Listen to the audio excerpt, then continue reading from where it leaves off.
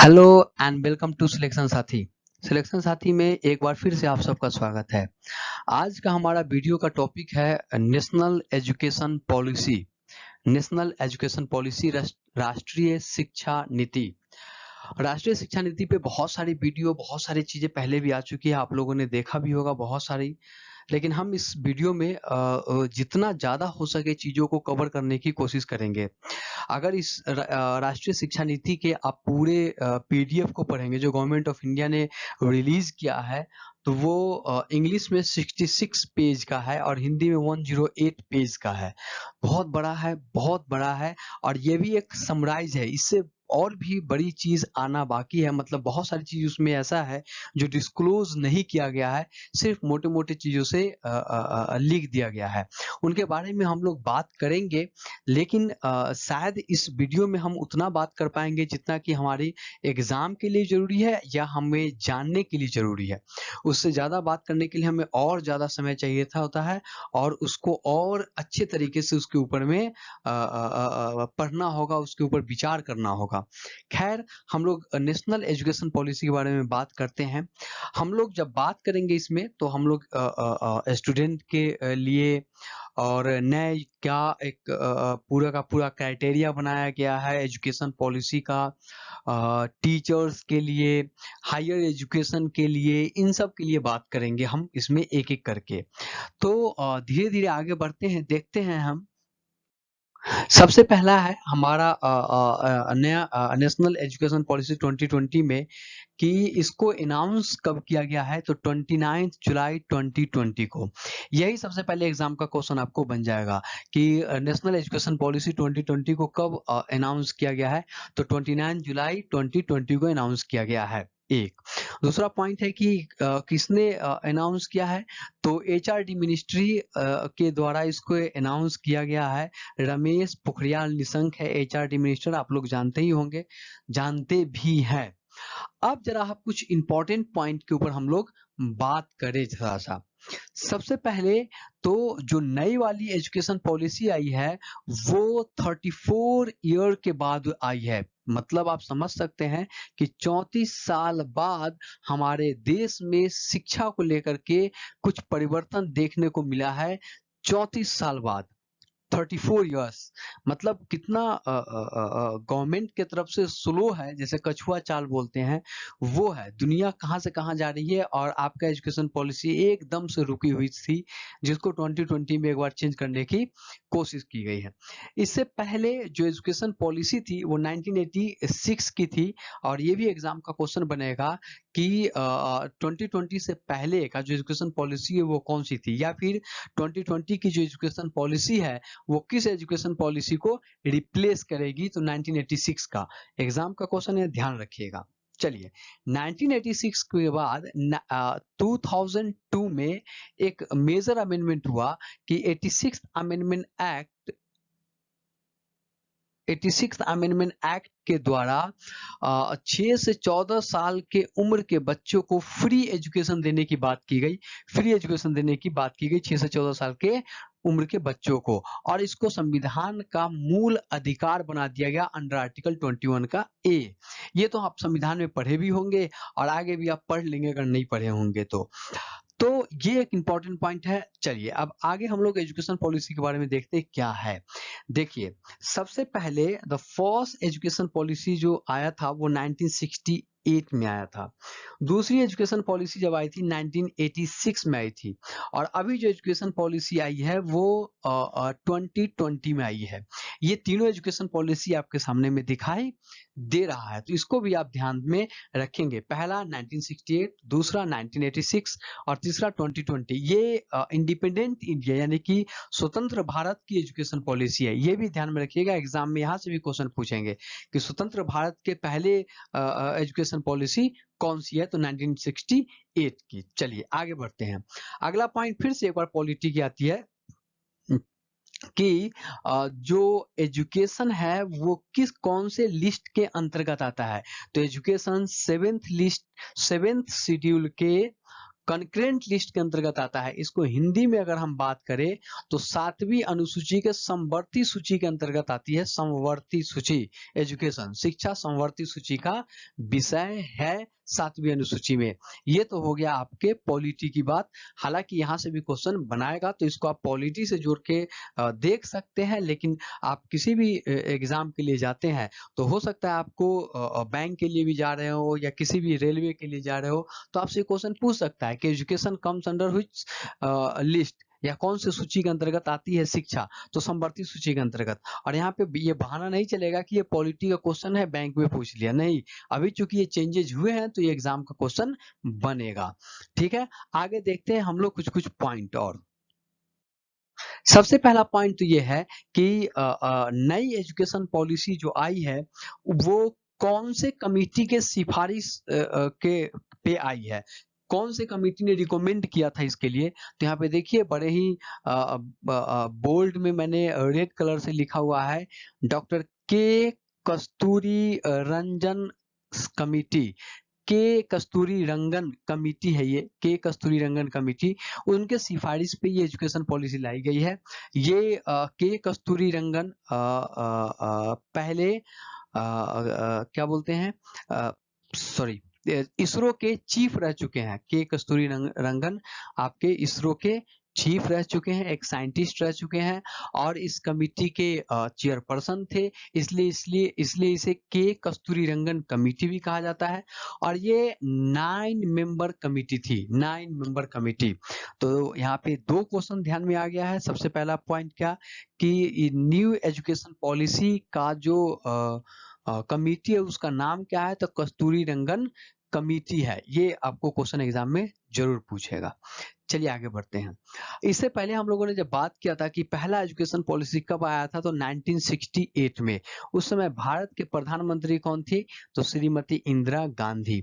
दूसरा education policy के समय भारत के प्रधानमंत्री कौन थे, तो राजीव गांधी थे। और तीसरी एजुकेशन पॉलिसी के समय प्रधानमंत्री कौन है, तो नरेंद्र मोदी जी है। हालांकि नरसिम्हा राव के समय में भी एजुकेशन के लिए बात की गई थी। चलो आगे बढ़ते हैं हम लोग। अब अगला है की पॉइंट ऑफ द पॉलिसी, की पॉइंट। चलिए सबसे पहला की पॉइंट क्या है इस पॉलिसी में कि एक NCPFECCE की स्थापना की गई है। अब यहाँ पे इतना बड़ा वर्ड है, इसका क्वेश्चन एग्जाम में पूछेगा, what is the full form of NCPECCE, या फिर हो सकता है कि ECCA को हटा करके और आपसे सिर्फ इतना ही का पूछ दे, NCPF की पूरा नाम क्या है। क्योंकि एजुकेशन पॉलिसी से जुड़ा हुआ है तो इसलिए पूछेगा क्वेश्चन में जरूर। तो इसका पूरा नाम है, देख लीजिए यहाँ पे, national curricular and pedagogical framework for early childhood care and education. ECC early childhood care and education. ये ECC शब्द का प्रयोग बार बार किया जाएगा, लेकिन पूरा नाम है national curricular and pedagogical framework for early childhood care and education for children up to 8 years develop by NCERT। अब यहाँ पे अगला क्वेश्चन ये पूछा जाएगा कि NCPFECCA किसके द्वारा डेवलप किया जाएगा, तो NCERT के द्वारा ये डेवलप किया जाएगा। दूसरा क्वेश्चन है एग्जाम का। और ये की पॉइंट है न्यू एजुकेशन पॉलिसी का कि NCPFECCE की स्थापना की गई है और यही आपको NCERT ने इसको देखना है, उसको डेवलप करना है। चलिए आगे इसका पॉइंट देखते हैं। आंगनबाड़ी वर्कर्स, जो यहाँ पे ध्यान रखिएगा, आंगनबाड़ी के बारे में मैंने बहुत सारे वीडियो देखा लेकिन किसी वीडियो में आंगनबाड़ी को लेकर के बात नहीं किया गया है। आंगनबाड़ी वर्कर्स के लिए क्या पॉइंट है कि जो भी आंगनबाड़ी वर्कर्स आप समझते होंगे 10+2 या उससे ऊपर का एजुकेशन रखता, यानी कि उनके पास इससे ऊपर का क्वालिफिकेशन है, तो उनको 6 महीने का एक सर्टिफिकेट प्रोग्राम दिया जाएगा, एक ट्रेनिंग दी जाएगी 6 महीने का। लेकिन जिनका भी इससे एजुकेशनल क्वालिफिकेशन कम है, यानी कि 10+2 से कम है, तो उनका 1 ईयर का एक डिप्लोमा प्रोग्राम रखा जाएगा। अच्छा, अब अगला पॉइंट ये है कि ये प्रोग्राम क्या होगा, तो देखो ये होगा लिटरेसी, न्यूमरेसी और दूसरे इंपॉर्टेंट पॉइंट जो अर्ली चाइल्डहुड केयर और एजुकेशन से जुड़ा हुआ है, यानी कि आंगनबाड़ी के जितने भी कार्यकर्ता हैं, जितने भी काम करने वाली लेडी हैं, उन सब को ट्रेनिंग दिया जाएगा। या तो 6 महीने की ट्रेनिंग मिले या 1 साल का ट्रेनिंग मिले, ट्रेनिंग तो दिया जाएगा बेटा। आप ट्रेन होंगे तभी आप 3 साल या 6 साल तक के बच्चों को अपने यहाँ पढ़ाएंगे, उनका देखभाल करेंगे। आंगनबाड़ी कार्यकर्ता के लिए ये पहला पॉइंट है। अगला पॉइंट इस एजुकेशन पॉलिसी में जो एग्जाम का भी पॉइंट है, ध्यान रखना बेटा, मैं एग्जाम के हिसाब से बात कर रहा हूँ। एजुकेशन पॉलिसी के बारे में बताना मेरा काम तो है, लेकिन मैं एग्जाम का भी पॉइंट मैं आपके सामने में रखूंगा कि टीचर और जो बच्चों का रेशियो है वो कितना होना चाहिए। तो 30:1 होना चाहिए टीचर और बच्चों का रेशियो। 30:1 यानी कि 30 बच्चों पे एक टीचर, 30 बच्चों पे एक टीचर होना चाहिए।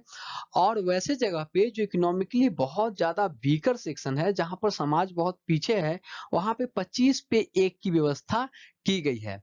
तो आप ध्यान रखिएगा, दोनों ही ऑप्शन एग्जाम में होंगे, 30:1, 25:1। लेकिन मैं आपको बता दूं एक चीज ध्यान में रखिएगा, हमेशा एग्जाम में जरा मैं आपको कुछ चीजें बता दूं कि जब भी कोई नई बात आती है, जब भी कोई नई पॉलिसी आती है, जब भी कोई नई चीजें आती है, तो हमेशा क्या होता है कि जो इजी होती है, जो आसान सा, जो पहली बार नजर में आने वाली चीज होती है, वही एग्जाम का क्वेश्चन बनाते हैं। वो ज्यादा डीप, ज्यादा अंदर नहीं जाते हैं। लेकिन जैसे जैसे चीजें पुरानी होती जाती है, यानी कि एजुकेशन पॉलिसी जैसे जैसे पुरानी होती जाएगी, उसके अंदर की चीजों को पूछना वो शुरू कर देंगे। ये अभी बाहर की चीज है 30:1। 25:1 अंदर की चीज है, क्योंकि आप जानते हैं 30:1 तो रखना है, सिंपल सा बता देगा कि हाँ 30:1 कहना है। 30:1 कहा है लोगों ने कि भाई 30 बच्चों पे एक टीचर होगा, लेकिन 25:1 का भी प्रावधान है वैसे जगह पे जो सोशियो इकोनॉमिकली डिसएडवांटेज है, जहाँ पे ज्यादा इन चीज डेवलप नहीं हुआ है, वहां पे। आगे बढ़ते हैं। अगला पॉइंट यहाँ पर क्या है कि 2030 तक 100% इनरोलमेंट का गोल, यानी कि एक लक्ष्य रखा है कि 100% in gross enrolment ratio GER 100% रखा जाएगा preschool to secondary school में। कब तक? 2030 तक। ये भी एग्जाम का क्वेश्चन बनेगा कि किस साल तक GER 100% रखने का लक्ष्य रखा गया है। तो 2030 जो मैं क्वेश्चन बना रहा हूं ना बेटा, अपनी कॉपी में लिख लेना, ठीक है? नहीं तो मेरे वीडियो को बार बार सुनना। ध्यान रखना, बहुत इंपॉर्टेंट बात हम कर रहे हैं और मैं क्वेश्चन बना के आपसे बात कर रहा हूँ। किसी वीडियो में क्वेश्चन बना के बात नहीं किया गया है, इस बात को भी ख्याल रखिएगा। चलिए आगे हम लोग बात करते हैं। तो 2030 हो गया ये एक पॉइंट। आगे अगला पॉइंट है कि जो स्कूली सिस्टम है उसको ये किस तरीके से रखा है वो देखिए। ये क्वेश्चन तो 100% बनने वाला है, चाहे आप इस क्वेश्चन को कितना बार भी जान गए हैं, चाहे इस क्वेश्चन को लेकर कितना आप अच्छे तरीके से समझ गए हैं। आप जरूर समझ गए होंगे, जान गए होंगे, सुन लिए होंगे, क्योंकि ये चीजें बहुत दिन पहले आ गई है। लेकिन फिर भी ये क्वेश्चन बनेगा तो बनेगा। 5+3+3+4 डिजाइन, ये क्वेश्चन बनना है। तो स्कूल में इस तरह के डिजाइन है, पहले इस डिजाइन को समझते हैं, फिर एग्जाम के क्वेश्चन के ऊपर बात करते हैं। डिजाइन कुछ ऐसा है कि जो भी बच्चा अब स्कूल में एडमिशन लेने वाला है, वो इस नई पद्धति पे एडमिशन लेगा। इससे पहले के 10+2 की जो पद्धति है उसको इसने रिप्लेस किया है। जरा इस पूरे पद्धति के ईयर को अगर हम जोड़े तो 5, 3, 8 और 7, 15, यानी कि पूरे 15 साल का ये कहानी रखा गया है। 15 साल का, इस 15 साल की कहानी को कैसे डिवाइड किया है? तो 18 वर्ष के उम्र तक 15 साल की स्कूली शिक्षा को रखा गया है। फिर से सुनिएगा, 18 वर्ष के उम्र तक के बच्चे 15 साल की स्कूली शिक्षा को पूरा करेंगे 5+3+3+4 के जरिए। कैसे कैसे करेंगे वो जरा आराम से मैं आपको बताने की कोशिश करूंगा। सबसे पहले फाउंडेशन, ये जरा देखिए, फाउंडेशन स्टेज, इसमें क्या है, इसको दो भागों बांटा है। पहला 3 साल तक, यानी कि 3 साल से 6 साल के उम्र तक के बच्चे आंगनबाड़ी में पढ़ेंगे या प्राइवेट स्कूल वगैरह में जो बोलते हैं प्री स्कूल में पढ़ेंगे। फिर 2 साल तक बच्चे यानी कि 6 से 8 वर्ष की उम्र तक बच्चे क्लास 1 क्लास 2 में पढ़ेंगे, यानी कि ग्रेड 1 ग्रेड 2 में पढ़ेंगे। यहाँ पे देखिए ये 2 साल यानी कि 3 साल आंगनबाड़ी और 2 साल इन्होंने रखा है क्लास 1 क्लास 2 के लिए, यानी कि पूरे 5 साल। अब 5 साल में क्या क्या पढ़ाएंगे, तो आंगनबाड़ी से लेकर के क्लास 1 क्लास 2। उम्र को कैसे कहा है, तो 3 साल के उम्र से वो पढ़ना शुरू करेंगे, 3 4 5 6 और 6 से आगे 6 7 8 8 तक वो 2 साल का उम्र तक 5 साल के क्लास को करेंगे। उसके बाद फाउंडेशनल कोर्स से चले आते हैं ये प्री पैरेटरी कोर्स स्टेज पे। इस स्टेज पे किस किस क्लास का होगा, तो इस क्लास स्टेज पे होगा 3rd 4th 5th, 3rd 4th 5th, तीसरा चौथा पांचवा। एज क्या होगा, 8 से 11, एज होगा 8 से 11 और क्लास होंगे 3 4 5। ये हो गया प्रिपरेटरी स्टेज। ये यहाँ पे आप इधर पूरा का पूरा देख रहे हैं, ये फाउंडेशनल स्टेज है, ये प्रिपरेटरी स्टेज है। चलिए मिडिल स्टेज में ये क्या करेंगे, मिडिल स्टेज में इनका ग्रेड होगा यानी कि क्लास होगा 6ठा 7वां 8वां, 6ठा 7वां 8वां और एज क्या होगा 11 12 13 14, यानी कि 11 से 14। ये हो गया मिडिल। आप समझ रहे हैं ना, देखो 5 3 2 5 यानी कि 3 साल आंगनबाड़ी, 2 साल पहला और दूसरा स्कूल। फिर यहाँ पे 3 यानी कि 3 4 5, तो 3 आ गया। फिर यहाँ पे 3 6 7 8, तो यहाँ पे 3 आ गया। और अब यहाँ पे 4 9 10 11 12, यानी कि 9वीं 10वीं 11वीं 12वीं, जिसको आप +2 बोलते थे 11वीं 12वीं को या 12वीं को, अब हो गया 9वीं 10वीं 11वीं 12वीं। और ये कितने साल का हो गया, 4। इसके लिए एज क्या रखा है, तो 9वीं से 10वीं के लिए 14 से 16 और 11वीं से 12वीं के लिए 16 से 18। हमको लगता है आपको समझ में आ रहा होगा, मैं जो बता रहा हूं समझ में आ रहा होगा। 5 + 3 + 3 + 4 का डिजाइन है, फाउंडेशनल स्टेज है 5 सालों के लिए, 3 से लेकर के 8 वर्ष। प्रिपरेटरी स्टेज के लिए है 3 सालों के लिए, 8 से लेकर 11 वर्ष। मिडिल स्टेज के लिए है 3 सालों के लिए, 11 से लेकर 14 वर्ष। सेकेंडरी स्टेज के लिए है 4 सालों के लिए, 14 से लेकर 18 वर्ष। अब ध्यान रखिए, यहाँ पर मैंने अलग अलग लिखा है, आपसे क्वेश्चन पूछ सकता है। जैसे मैं एग्जाम का क्वेश्चन अब यहाँ से बनाता हूँ, आप जरा ध्यान से रखिएगा। सेकेंडरी स्टेज के लिए किस उम्र से किस उम्र के बच्चों को लिए रखा गया है सेकेंडरी स्टेज, तो ऑप्शन आपको दे देंगे, अब आपको उसको देखना है। देखिए 14 से लेकर के 18 वर्ष की उम्र को सेकेंडरी स्टेज के लिए रखा गया। अगला क्वेश्चन, प्रिपरेटरी स्टेज के लिए किस से किस उम्र के बच्चों को रखा गया है, तो प्रिपरेटरी स्टेज के लिए 8 वर्ष से 11 वर्ष की उम्र तक के बच्चों को रखा गया है। चलिए अब एक और क्वेश्चन आपको बना देते हैं।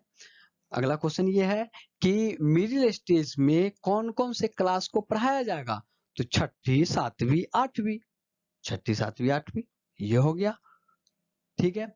या फिर अगला क्वेश्चन बना सकता है कि 5 + 3 + 3 + 4 के डिजाइन में दूसरा जो 3 है वो किस स्टेज के लिए है, तो मिडिल स्टेज के लिए है। या पहला जो 3 है वो किस स्टेज के लिए है, तो प्रिपरेटरी स्टेज के लिए है। 4 जो है वो किस स्टेज के लिए, तो सेकेंडरी स्टेज के लिए है। हर स्टेज का एज आपसे पूछ सकता है। तो मुझे लगता है एग्जाम का जितने भी क्वेश्चन यहाँ से बनेंगे वो आपको समझ में आ गया होगा। नहीं समझ में आ रहा होगा तो मुझे कमेंट करेंगे, जरूर कीजिएगा हमको कमेंट, और नहीं तो मेरा वीडियो फिर से एक बार प्ले करके देखेंगे। अब कुछ और इम्पोर्टेंट पॉइंट हम लोग बात करते हैं। सबसे पहला पॉइंट, जो मीडियम ऑफ इंस्ट्रक्शन है, मीडियम ऑफ इंस्ट्रक्शन यानी कि पढ़ने का जो भाषा है 5 तक, कम से कम 5वीं क्लास तक वो होम लैंग्वेज, मदर टंग या लोकल लैंग्वेज या रीजनल लैंग्वेज होगा, यानी कि जो आपके घर में बोली जाती है या जो आपकी मातृभाषा है या जो आपके आसपास की भाषा है, जो आपका क्षेत्रीय भाषा है, उसमें आपको 5वीं क्लास तक पढ़ाया जाएगा। ये तो सबने बताया है, लेकिन यहाँ पर एक चीज और लिखा हुआ है, बट प्रीफरली टिल ग्रेड 8। ये बात किसी ने नहीं बताया। मैं फिर से बताऊं, ग्रेड 5 तक यानी कि 5वीं क्लास तक आप अपने स्थानीय भाषा में पढ़ेंगे, लेकिन यहाँ पे लिखा हुआ है प्रीफरली टिल ग्रेड 8, 8 तक प्रीफर किया जाएगा, यानी कि हम ऐसा सोचते हैं कि 8 तक पढ़ाया जाए तो बेहतर होगा, तो अच्छा होगा, लेकिन 5 तक तो हम करेंगे करेंगे, क्योंकि यहाँ पे लिख दिया एटलीस्ट। एटलीस्ट का मतलब होता है हम 5 तक तो करेंगे करेंगे ही। जरा एटलीस्ट को मैं एक बार अंडरलाइन कर दूं, ठीक है। 5 तक तो हम करेंगे करेंगे मातृभाषा में पढ़ाई या रीजनल लैंग्वेज में या मदर टंग में, लेकिन 8 तक हम पढ़ाने की कोशिश करेंगे, ठीक है।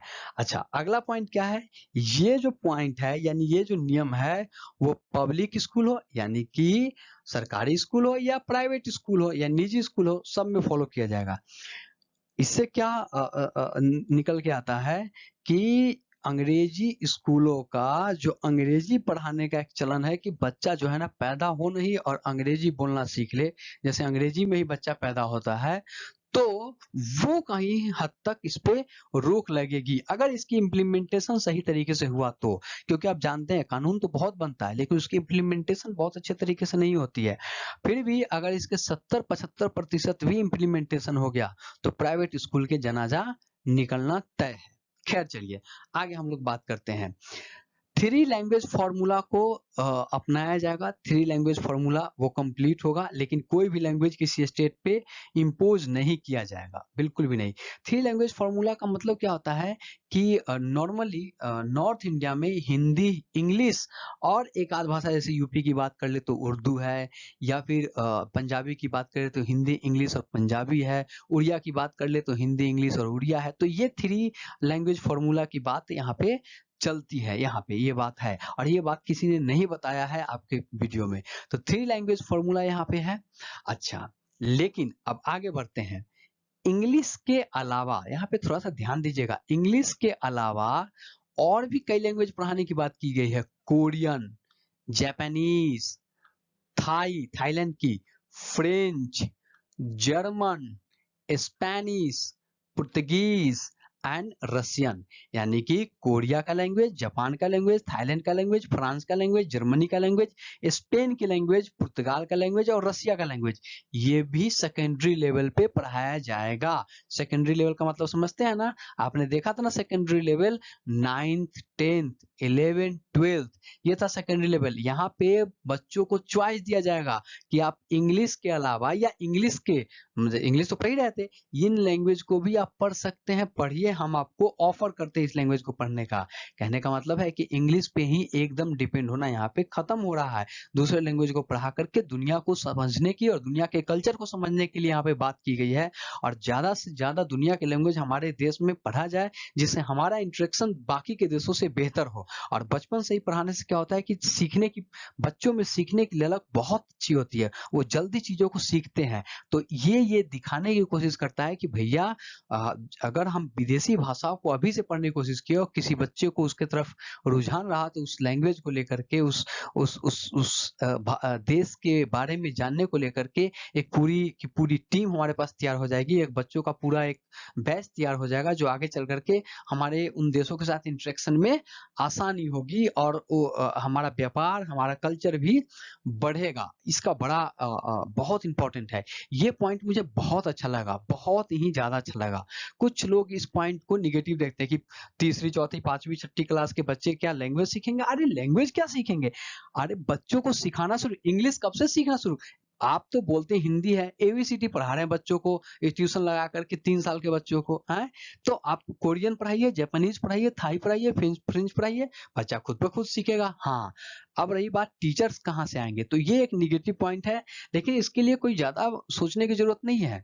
पूरा का पूरा जेएनयू फॉरेन लैंग्वेज से भरा हुआ, वहां पर बहुत सारे बच्चे पढ़ते हैं, वो पढ़ पढ़ के बाहर निकलेंगे, बहुत सारे स्कूलों और कॉलेजों में पढ़ाएंगे। मुझे पूरा आशा है कि टीचर्स की कमी जेएनयू और ड्यू जैसे यूनिवर्सिटीज भारत में जितने भी हैं जो लैंग्वेज पढ़ाते हैं पूरा कर देंगे। चलिए आगे बढ़ते हैं। अगला एक और बड़ा इंपॉर्टेंट पॉइंट है, बहुत इंपॉर्टेंट पॉइंट है, वो ये है कि जितने भी स्टूडेंट है वो कम से कम 10 दिन का एक पूरा का पूरा जो है इंटर्नशिप के रूप में 10 दिन का पार्टिसिपेशन करेंगे। किस में? अपने लोकल लेवल पे। किसके साथ? जैसे कारपेंटर हो गए, बढ़ई हो गए, या माली हो गए, या पोएट्री बनाने वाले जो कुम्हार हो गए, या आर्टिस्ट, किसी भी प्रकार के आर्टिस्ट हैं, उनके साथ 10 दिन का अपना एक इंटर्न या 10 दिन का अपने इंटरेस्ट का एक एरिया वहाँ पे वो बिता सकते हैं। ये किसके लिए है? ये छठी, 7वीं, 8वीं के लिए है। यानी कि इसको हम बोलते हैं मिडिल स्टेज, जो हम लोगों ने पीछे पढ़ा था, मिडिल स्टेज 10 दिन के लिए है। अब देखिए, इससे क्या होगा कि जो बच्चों का इनमें रुझान होगा वो यहाँ पे आ सकते हैं। एक स्किल की बात हो गई। अब आप कुछ कुछ लोग कुछ हैं, कुछ ज़्यादा ही प्रोग्रेसिव लोग हमारे देश में हैं, मानते हैं प्रोग्रेसिव होना चाहिए। वो क्या कहेंगे कि बच्चों से काम करवाएगा क्या? बच्चों का अभी से स्किल सेट कर देगा क्या? बच्चों से, अरे तो और क्या? कहावत अपने यहाँ बहुत पुराना है कि होनहार विद्वान के होत चिकने पात। जो जो जिस तरीके का होता है वो बचपन से उसकी रुझान हो जाती है, वो दिखने लगता है। बस माँ-बाप को आइडेंटिफ़ाई करने की ज़रूरत है। नहीं तो आज इतने सारे चैनल चल रहे हैं, कोई गाना गाने लगता है बच्चा, कोई डांस कर रहा है, उसमें उसका रुझान है, उसमें वो अच्छा कर पाता है। तो यहाँ पे अगर किसी बच्चे को अपने क्षेत्र में, अपने एरिया में, अपने गाँव में, अपने आस-पास में कुछ ऐसी चीज़ें मिले, जहाँ पे वो अपनी स्किल सेट कर सके, तो करो, अच्छी बात है ना। और इसके ऊपर गवर्नमेंट बहुत ज़्यादा एक्टिव है। मतलब अगर कोई कारपेंटर है, उसको गवर्नमेंट बहुत सारा फंड दे रही है, बहुत सारे योजनाएँ लेके आ रही है, गार्डनर, पोएट्री आर्टिस्ट, बहुत सारी चीज़ों के लिए, जिससे वो चीज़ें आगे बढ़ागा। इससे कौशल विकास होगा और इससे हमारे देश की इकोनॉमी बढ़ेगी। हमारे जो लोकल प्रोडक्ट है वो मार्केट में जाएगा और वो फिर मार्केट से एक ब्रांड भी बन सकता है, बनेगा भी ब्रांड। तो अब जैसे देखिए, एक मोची ब्रांड है, नाम है मोची। मोची किसको कहते हैं? आप लोग को पता है हिंदी में? तो मोची अब वो ब्रांड बन गया। अब उस मोची का जूता खरीदिए आप और लेदर का सामान, अब देखिए कितना महँगा आता है।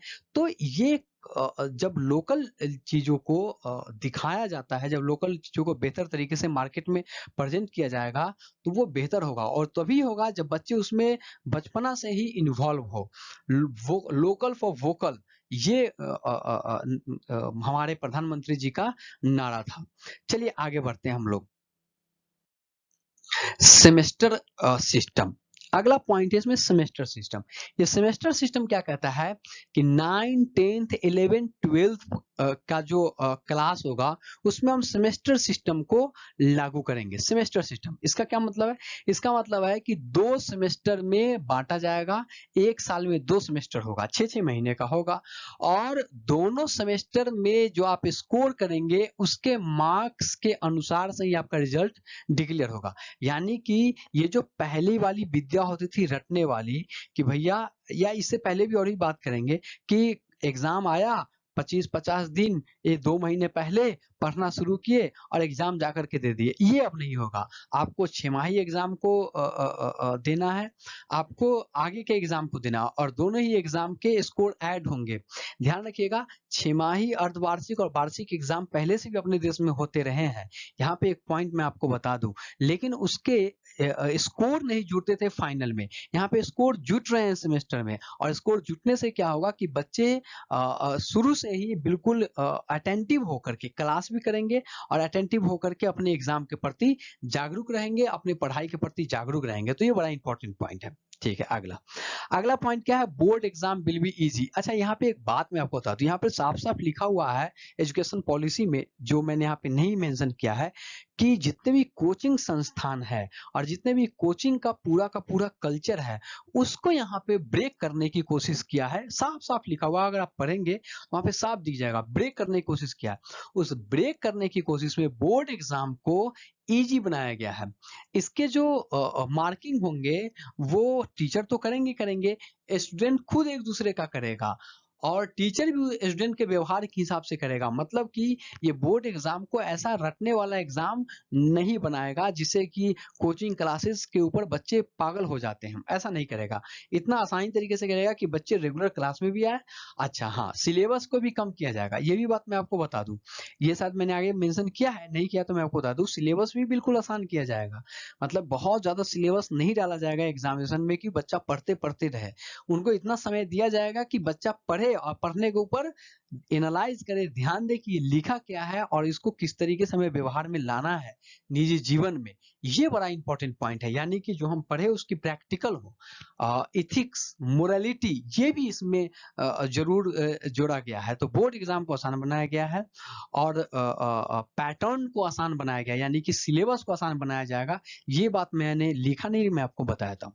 अगला पॉइंट यह है कि अगर कोई हायर एजुकेशन के लिए एडमिशन लेना चाहता है, देखिए अगर कोई हायर एजुकेशन के एडमिशन लेना चाहता है लेकिन उसके स्कोर अच्छे नहीं है, बोर्ड में मार्क्स अच्छे नहीं है, तो वो एक टेस्ट दे सकता है, कॉमन एप्टीट्यूड टेस्ट। इस कॉमन एप्टीट्यूड टेस्ट के बाद जो भी स्कोर आएगा उसके बोर्ड एग्जाम में ऐड हो जाएंगे और उसके हिसाब से वो हायर एजुकेशन में एडमिशन ले सकता है, यानी कि कॉलेज की तरफ आगे बढ़ सकता है। अब एक बहुत इंपॉर्टेंट पॉइंट क्या आया कि जिस तरीके से अभी एक सिस्टम है कि कॉमर्स वाला कॉमर्स पढ़ता है, साइंस वाला साइंस पढ़ता है, आर्ट्स वाला आर्ट्स पढ़ता है, किसी और फाइन आर्ट्स वाले फाइन आर्ट्स में जुड़े हुए हैं, टेक्नोलॉजी वाले टेक्नोलॉजी में जुड़े हुए हैं, जो जहां है वहां पे है, जिस कोर्स में उसी में। अब यहाँ पे क्या कर दिया गया कि ये सेपरेशन को समाप्त कर दिया गया। Art, science, commerce, IT, fine art, ये सेपरेशन नहीं होगा। फिजिक्स पढ़ने वाला अगर चाहे तो वो हिस्ट्री भी पढ़ सकता है अब नए एजुकेशन पॉलिसी के हिसाब से, ठीक है। कॉमर्स पढ़ने वाला चाहे तो वो कंप्यूटर भी पढ़ सकता है। अगर कंप्यूटर पढ़ने वाला चाहे कि हमको हिंदी पढ़ना है तो वो हिंदी भी पढ़ सकता है, यानी कि सेपरेशन नहीं होगा कि कॉमर्स वाला कॉमर्स ही पढ़ो और साइंस वाला साइंस ही पढ़ो। ये बात आप ध्यान में रख लीजिएगा। केमिस्ट्री पढ़ने वाला ज्योग्राफी भी पढ़ सकता है और बायोलॉजी पढ़ने वाला कंप्यूटर भी पढ़ सकता है। ये बात आपको मैं बता दिया हूं, इसको ध्यान रखिएगा। यानी कि जो एक स्ट्रीम का सेपरेशन था जो हम देखते आ रहे हैं, हम लोग पूछते हैं क्या किससे ग्रेजुएशन किया, बीकॉम है, कॉमर्स है, साइंस है सर मेरा, आर्ट है, ये चीजें नहीं रहेगी। और ये बहुत अच्छी चीज हुई है, बहुत अच्छी बात हुई है।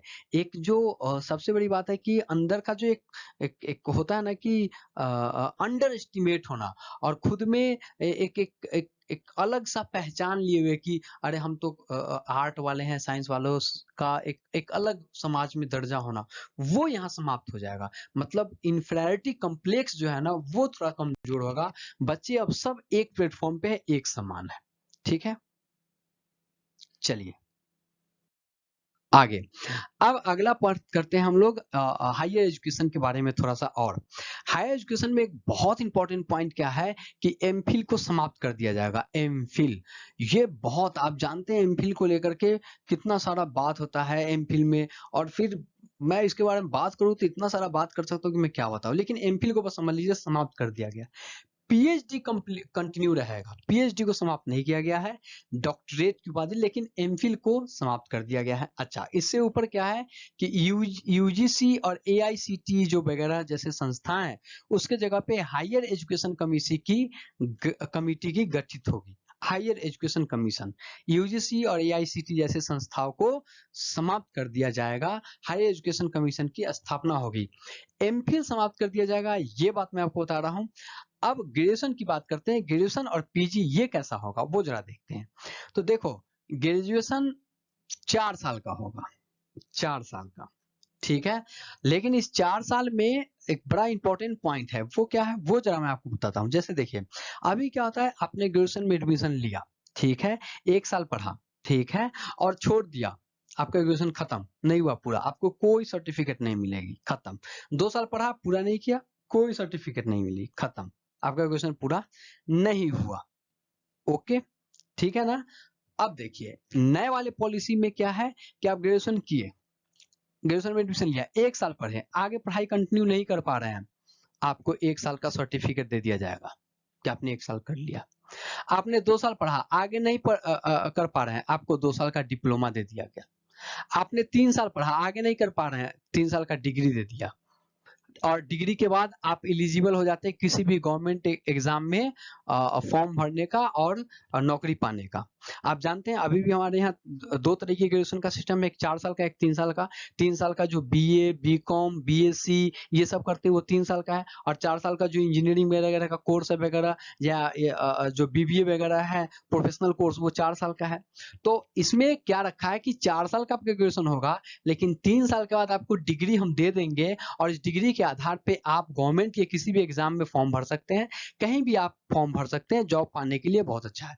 2 साल पर भी जॉब पा सकते हैं, डिप्लोमा, अगर कोई डिप्लोमा ढूंढ रहा है किसी जॉब में तो आप पा सकते हैं। यानी कि अगर आप ब्रेक करते हैं अपने पढ़ाई को तो उससे आपको नुकसान नहीं होगा, बल्कि उतने दिन का आपको कोई ना कोई सर्टिफिकेट दिया जाएगा, कोई ना कोई आपको डॉक्यूमेंट दिया जाएगा, जिससे आप जाने कि हाँ हमने इतना दिन पढ़ाई किया है। अगर कोई 4 साल करता है तो उसको चौथे साल रिसर्च के रूप में कर देंगे जिस सब्जेक्ट से वो कर रहा है, और उसको फिर पूरा कंप्लीट ग्रेजुएशन हो गया। अच्छा, एक दूसरा पॉइंट है जो मैंने आपको समझाया कि 1 साल के बाद आप नहीं पढ़ पा रहे हैं तो सर्टिफिकेट लेके निकल जाइए, 2 साल बाद नहीं पढ़ पा रहे हैं तो डिप्लोमा लेके निकल जाइए, 3 साल बाद नहीं पढ़ पा रहे तो डिग्री लेके निकल जाइए। तो इसको बोलते हैं मल्टीपल एग्जिट। अब यहाँ पे है मल्टीपल एंट्री। मल्टीपल एंट्री क्या आता है? 2 साल बाद पढ़ लिए डिप्लोमा, निकल गए, बाद में करना चाहते हैं तो आप आकर के डिग्री में एडमिशन ले लीजिए, क्योंकि फिर आपको शुरू नहीं करना है, क्योंकि 2 साल तक का डिप्लोमा आपको मिला हुआ है। और इसके लिए एकेडमिक और बैंक क्रेडिट, ये क्वेश्चन एग्जाम में पूछेगा, एबीसी। एबीसी क्या होता है? तो एकेडमिक और बैंक क्रेडिट, यानी कि आपने जितना दिन पढ़ाई किया है वो क्रेडिट आपको जमा हो गया है। अब जैसे ही आप वहां जाएंगे एडमिशन लेने के लिए, अपने पुराने क्रेडिट को दिखाएंगे कि हाँ मैंने डिप्लोमा कर लिया है सर, तो आपको ऑटोमेटिक 3rd ईयर से पढ़ना शुरू कर देंगे आप। यानी कि पहले वाली बात नहीं है कि 1 साल ग्रेजुएशन पढ़े, छोड़ दिए, ग्रेजुएशन खत्म, अगर करना है तो फिर से शुरू से करो, यानी कि फिर से एडमिशन लो। वो नहीं, 1 साल करके अगर सर्टिफिकेट कर लिए हैं और फिर दोबारा अगर 2-4 साल के बाद फिर से पढ़ने का मन हुआ तो आप डिप्लोमा डिग्री कर सकते हैं, यानी दूसरे ईयर से आपकी पढ़ाई शुरू हो जाएगी, पहले ईयर आपको वैल्यू रहेगा। ये एकेडमिक बैंक क्रेडिट इसीलिए काम करता है, आपके 1 साल 2 साल का क्रेडिट रखा जाएगा, और इस पूरे सिस्टम को कहा जाता है multi exit multi entry system. मुझे लगता है आपको समझ में आ गया। अब जरा आगे बढ़ते हैं। अगला पॉइंट क्या है कि अगर कोई बंदा पीजी करता है तो पीजी के लिए क्या नियम है? देखो, पीजी यानी पोस्ट ग्रेजुएशन, यानी कि जो पीजी करता है उसके लिए अगर 3 साल का करके कोई बंदा छोड़ दिया है ग्रेजुएशन डिग्री लेकर के और उसको पीजी करना है तो वो 2 साल का करेगा, और अगर 4 साल का कोई बंदा करके ग्रेजुएशन छोड़ दिया है और उसको पीजी करना है तो वो 1 साल में ही उसका कंप्लीट हो जाएगा। यानी कि अगर ग्रेजुएशन आप 4 साल का किए हैं और पीजी करना है तो 1 साल और कर लीजिए, आपको पीजी मिल जाएगा। अगर ग्रेजुएशन आप 3 साल का किए हैं तो आपको 2 साल कीजिए, आपको पीजी मिल जाएगा। डन है? तो ग्रेजुएशन के इस सिस्टम को आप समझिए, ठीक है? मल्टीपल एग्जिट और मल्टीपल एंट्री के सिस्टम को आप इसको समझिए, आपको समझना होगा। चलिए आगे बढ़ते हैं। अगला पॉइंट है हमारा, यहाँ पे ध्यान दीजिएगा, टीईटी एग्जाम को लेकर के। टीईटी को और अच्छा से बनाया जाएगा, जितने भी टीचर उसको सभी स्टेज पे एग्जाम को देना होगा, एग्जाम को कवर किया जाएगा सभी स्टेज पे। प्राइवेट स्कूल के टीचर हो या गवर्नमेंट स्कूल के टीचर हो, दोनों ही स्कूल के टीचर टीईटी पास होना चाहिए, और एक सर्टेन जो एक पूरा का पूरा क्राइटेरिया बनाया जाएगा टीचर बनाने का, वो टीचर बनने की क्राइटेरिया के हिसाब से ही प्राइवेट स्कूल में भी आप जाएंगे, जिसमें कि लोकल लैंग्वेज का जानना बहुत ज्यादा जरूरी है। अच्छा, सरकारी स्कूल के साथ क्या है? यहाँ पे एक चीज लिखा हुआ है जो किसी ने नहीं बताया कि harmful practice of excessive teacher transfer will be halted, यानी कि जो टीचर के ट्रांसफर होता था उसको रोक दिया जाएगा। उसको क्यों रोका जाएगा इसके ऊपर भी वहां पे लिखा हुआ बहुत अच्छे तरीके से। इसलिए रोका जाएगा कि टीचर जितना वहां पे रहेंगे बच्चों के बीच में और जितने दिन तक रहेंगे बच्चों से उनका जो कनेक्शन है वो बहुत अच्छा रहेगा, और वो बहुत बेहतर तरीके से चीजों को समझ पाएंगे। उस स्कूल का माहौल, उस गांव का माहौल, उस वहाँ के बच्चे कैसे हैं, उनके बीच में अपनी छवि, और उसको लेकर के बड़ा ही बेहतरीन इंतजाम किया गया कि टीचर को ट्रांसफर नहीं करेंगे, टीचर को दूसरे काम में नहीं लगाया जाएगा। ये बात भी उसमें लिखा हुआ है, मैंने इसमें नहीं मेंशन किया, दूसरे काम में नहीं लगाया जाएगा। हाँ, ट्रांसफर होगा लेकिन बहुत स्पेशल केस में होगा, जो कि मैंने यहाँ पे मेंशन कर दिया है। तो टीचर को दूसरे काम में भी नहीं लगाया जाएगा, जैसे कि अभी चले जाते हैं, चलो भाई जनगणना कराओ, चलो भाई ये कराओ, चलो भाई वो कराओ, तो ये नहीं कराया जाएगा। चलिए, अगला पॉइंट क्या है कि हाँ, बीएड की डिग्री, जो बीएड समझते हैं ना, बैचलर इन एजुकेशन, बीएड की डिग्री 4 ईयर इंटीग्रेटेड के रूप में जोड़ दिया जाएगा। यानी कि अगर कोई बंदा बीएड करना चाहते हैं अब से, यानी कि 2021 में जब तक ये इम्प्लीमेंट होगा और 2030 के बाद तक, यानी 2030 तक ये लागू कर दिया जाएगा कि भैया आप बीएड के लिए 4 ईयर इंटीग्रेटेड प्रोग्राम होगा। तो क्या 4 साल का बीएड होगा? नहीं, इसको ऐसा किया जाएगा, जैसे देखो, अगर किसी ने 3 साल का ग्रेजुएशन कर लिया है तो वो 1 साल का बीएड कर लेगा, ठीक है। अच्छा सॉरी, 2 साल का बीएड कर लेगा। अगर कोई बीएड ही करना चाहता है तो वो ग्रेजुएशन के साथ साथ बीएड कर ले, 1 साल करके उसका 4 साल का बीएड हो जाएगा। किसी ने ग्रेजुएशन कर लिया तो उसका 2 साल का बीएड। 1 साल का बीएड किसके लिए है? यहाँ पे देखो, 1 साल का बीएड किसके लिए है? 1 साल का बीएड उसके लिए है जो 4 साल का ग्रेजुएशन कर लिया हो या मास्टर डिग्री कर लिया हो, तो उसके लिए 1 साल का बीएड है। लेकिन जो ग्रेजुएशन किया है डिग्री तक, पूरा नहीं, जो 3 साल वाला हम बताए थे डिग्री तक, उसके लिए 2 साल का बीएड है। और इंटीग्रेटेड में 4 साल का बीएड है, यानी कि ग्रेजुएशन के साथ बीएड कर लीजिए लास्ट वाला में और हो गया आपका बीएड। तो ये बीएड का पॉइंट होगा, ठीक है। आगे अगला है प्रोफेशनल एजुकेशन। प्रोफेशनल एजुकेशन पे बहुत ज्यादा जोर दिया जाएगा। हालांकि प्रोफेशनल एजुकेशन हमारे देश में बहुत सारा चल रहा है, जैसे लीगल यूनिवर्सिटीज हैं, जैसे साइंस वगैरह की यूनिवर्सिटीज है, टेक्निकल यूनिवर्सिटीज हैं, या बीबीए है, या एग्रीकल्चर इंस्टीट्यूट है। तो ये सारी चीजें चल रही हैं, इसके ऊपर और भी अच्छे तरीके से काम किया जाएगा ताकि बेहतर लोग हमारे बीच से निकल सके, बेहतर जो प्रोफेशनल्स हैं वो हमारे बीच से निकल सके। टेक्निकल एजुकेशन में भी बहुत सारा ध्यान दिया जाएगा। एक जो सबसे इंपॉर्टेंट पॉइंट है यहाँ पे, जो एग्जाम का क्वेश्चन बनेगा, कि जीडीपी का 6% तक खर्च किया जाएगा नेशनल एजुकेशन पॉलिसी पे। जीडीपी के 6% तक खर्च किया जाएगा, 6%। ये क्वेश्चन एग्जाम का पक्का बनेगा, ये बात याद ध्यान में रखेंगे। तो यहाँ पे मैंने कुछ मोटा मोटा बात करने की कोशिश किया है। बहुत सारी बातें करनी है इसमें, बहुत सारी बातें हैं इस एजुकेशन पॉलिसी में। हम इस एजुकेशन पॉलिसी के डॉक्यूमेंट को भी अपने सिलेक्शन साथी के टेलीग्राम चैनल पे शेयर कर देंगे, गवर्नमेंट का ऑफिशियल डॉक्यूमेंट। उसको एक बार पढ़ लीजिएगा, बहुत बड़ा है, पढ़ने में बहुत समय लगेगा। मुझे भी काफी समय बाद ये बनाया हूं मैं, आगे भी और भी पढ़ना है मुझे। लेकिन एक बात ध्यान रखिएगा, जो भी होने जा रहा है बहुत अच्छा होने जा रहा है, बहुत अच्छा लग रहा है। हाँ, कुछ ऐसे लोग जरूर हैं जो कि इसका अपोज करते हैं। वो इसलिए क्योंकि वो शायद एंटी पार्टी में इसलिए अपोज करते हैं, या फिर उनको कुछ ऐसा लग रहा है कि ऐसा होना चाहिए। तो एक बात ध्यान रख लेते हैं, ये जरूर है कि ऐसा होना चाहिए, ऐसा नहीं होना चाहिए। एक एक एक निगेटिव और एक सुझाव तो जाना ही चाहिए मार्केट में।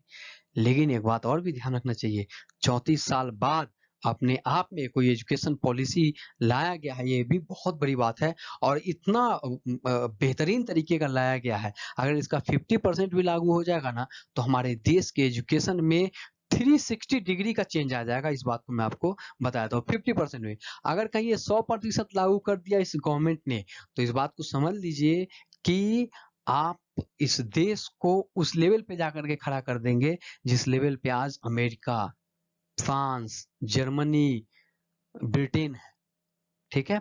और उस तरह की यूनिवर्सिटीज खड़े हो जाएंगे। लेकिन मैं मानता हूं कि चलो, हर पॉलिसी 100% खड़ा नहीं हो पाती है। 50% भी खड़ा हो, 50% भी इसकी लागू हो, तो भी हम बहुत बेहतर स्थिति में पहुंच जाएंगे। Thank you very much.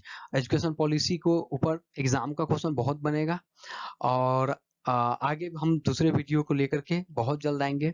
Thank you very much.